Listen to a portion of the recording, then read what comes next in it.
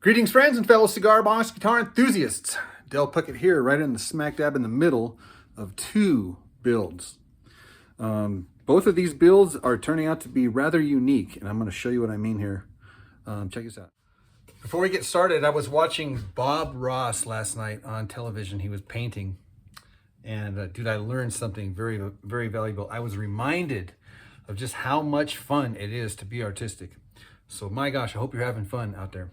All right, so the first one here, speaking of artistic, I decided I was going to be very artistic on this one here and do things very unconventionally. And what do I mean by that? Well, I left the paper in this box here. Of course, I put a little smiley face sticker there just to keep it held down, and then I put a little bit of glue on the back side of the business card there and stuck these guys here. So the paper, I opted to leave the paper so that you could actually see it when you looked through the sound holes. The second thing that is different about this one here is look how I put the washers for the tuner grommets, whatever you want to call it.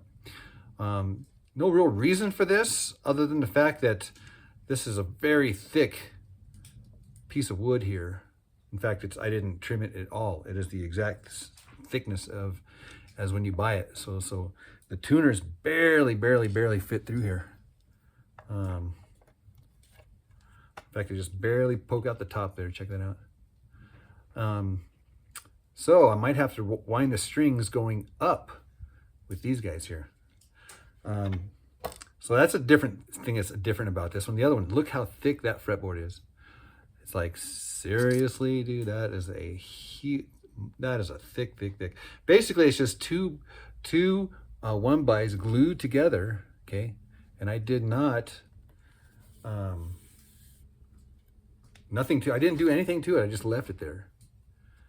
I did dark stain it, and I did these offsetting solder burn position markers.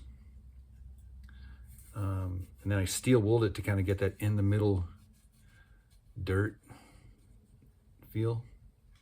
And then just regular nails on the top.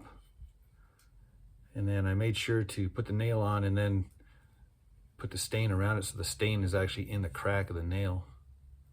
Just little subtle things. And then I went over with the quarter round router bit and then just sanded it.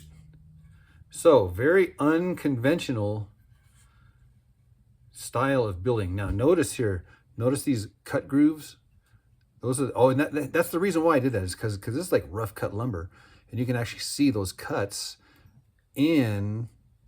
You see the grain, and you also can see the cuts from the original saw that cut this board. So man, I thought, man, I am absolutely going to preserve that. I love that. You can, and this one here, you can actually see two cuts. You can see one going this way and the other one going this way. So the saw was active that day. So let's see what else here. Oh yeah. Now, because I had left the paper on the box, I had to attach my little spacers to this piece rather than attach it to the box and then attach this to that space. So these actually just fit in here perfectly.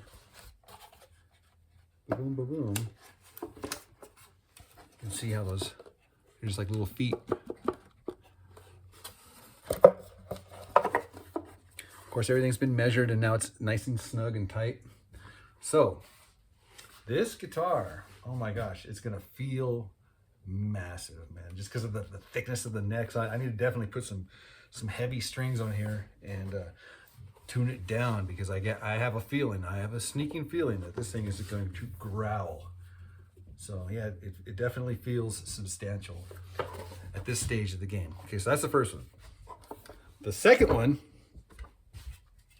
another Auteur Fuente box. Dude, these boxes, oh my gosh, I cannot say enough about these particular boxes. These are the double Chateau Fuento. I don't know how to pronounce that.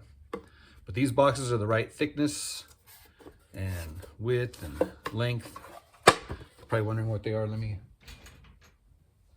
just in case people are wondering here, this is 2 1/4 by 7 1/4 by 9 1/2.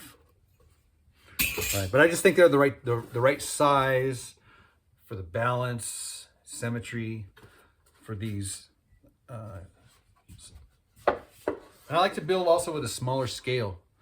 I have found, so just my opinion, it's entirely my opinion, but I have found that the 23-inch scale just feels balanced to this size of a box. Again, that doesn't mean anything other than the fact that that's just the way I like to feel the balance of the cigar box guitar. Okay, so this one here, I put the feet on the box like I do normally, glued them on, and then of course measured them and then glued them on so that everything would be nice. And yeah, that is a snug fit, man. It's like this just like that, without any glue or screw or nothing. That thing is just solid, smack solid in there. Here's what's interesting about this particular build, neck, whatever you want to call it, is notice how there's no position markers on that fretboard, either on the front side or on the top. You say, why didn't you put any position markers? And this is the reason. When I stained this wood and then looked at it, after I stained it and after I steel wooled it and stuff like that, I was just, oh my gosh, just breathtaking. And this is just poplar. It's not like an exotic wood or nothing. This is just regular poplar wood. But for some reason, the way it took the stain just very evenly, and the grains just pop out, and it almost looks like it's one piece right there, but it's two pieces. I thought, man, dude, don't ruin it. So essentially I had to tell myself, stop! Don't put any position markers on it, because then that would maybe distract from the beauty of this. What that means is that when you're playing this guitar, you're gonna have to pay attention where you're at, because you can't just look down and see the dots and know, oh, exactly, this is exactly where I'm at. You're gonna have to think while you're playing. You're like, oh, like, okay, you just look at it, kind of stare, kind of get your feeling. No, okay, I'm at the 3rd fret. Here's the 5th fret. If I slide up, I'm at the 5th and the 7th. And then if I go back up to the 9th and the 10th. Right, that means the 12th is right here. So you're gonna have to keep all this stuff in your mind. So yeah, so this might force you to have to become an intelligent cigar box guitar player. All right, so I'm going to get back to work, and everybody's asleep. Wow, check this out. Everybody's asleep. 1, 2, 3, 4.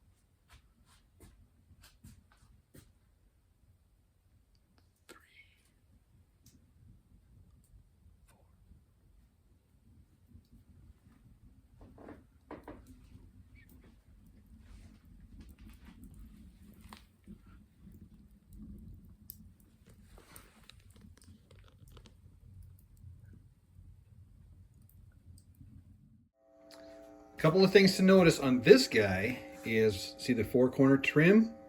It's just regular floorboard trim. The other one is I'm directly soldered the piezo directly to the jack, and the jack is plugged into this amp. Now watch what happens when I get the phone near the amp. The other thing I want to point out is listen how sensitive this thing is. And that's just barely even turned on, hardly at all. So this thing is super sensitive. One of the most frequently asked questions I get is, why do I put a piece of paper or a piece of cardboard on top of the piezo? So as you know, the piezo is embedded in a hole and embedded in hot glue. And then what I like to do is get some more hot glue and put it on the top of the piezo. And like I said, I want to be somewhat generous. There's a whole lot of hot glue in there now. Okay, so if I was to close the top now, then that hot glue would stick to the top, right? And do I want that? No, I don't want that. And so what I do is I just get a piece of normal paper. It could be any kind of paper. You can get all creative if you want. The bottom line is, though, it's just supposed to create like a little barrier between the hot glue and the underside of the top of the box. This way it doesn't stick. And you just sit here and hold it. So you get the maximum surface coverage. I mean, direct, the saddle's gonna be in basically direct contact to that piezo right through the paper and then the hot glue. But this way, you could open it up and it doesn't stick. So that is why I do that. Now we get to put on a tuner. And when you put your tuners on, you want to make sure that the gear, because there's a gear side, that the gear side faces the body of the cigar box. So they should all look like that. See, the gear is on the bottom side facing the box. Oh yeah, I also wanted to point out, listen.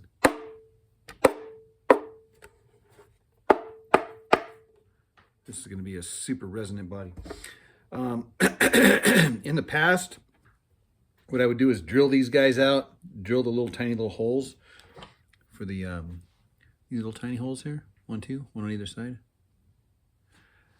And oftentimes I would strip those things out by drilling them either too deep or too wide, whatever.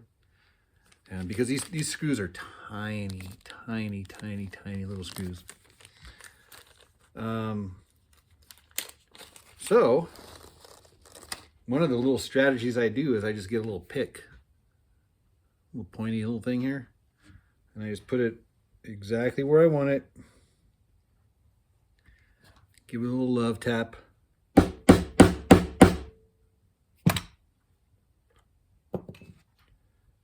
And using the appropriate size screwdriver,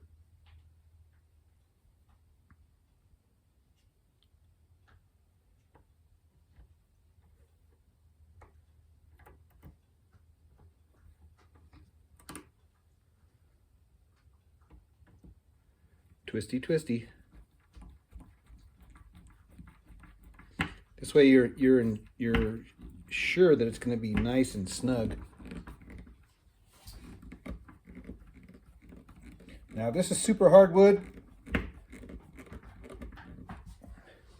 Then you might have to drill it out a little bit, but just keep in mind that this tiny little screw needs a tiny, tiny little drill. If you're going to drill it, be careful. This particular wood is so hard that I am having to drill. So I get a little tiny little 1/16 drill. And don't drill as far as deep as this is. I would go maybe 3/4 of the way, if even that. That way you are biting into some of the wood. But that makes it easier to at least get started threading. So this one here, I did double screws on the back just to give it the extra reinforcement.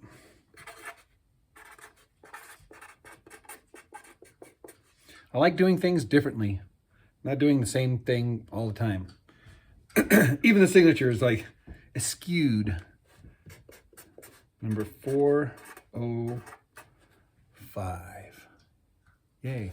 Oh yeah, I did want to point out that these are just screwed into those blocks with those finishing washers on there. Simple design. Simple yet very effective. Same thing. This guy is just so clean. It's like, dang, clean, clean, clean, clean, clean.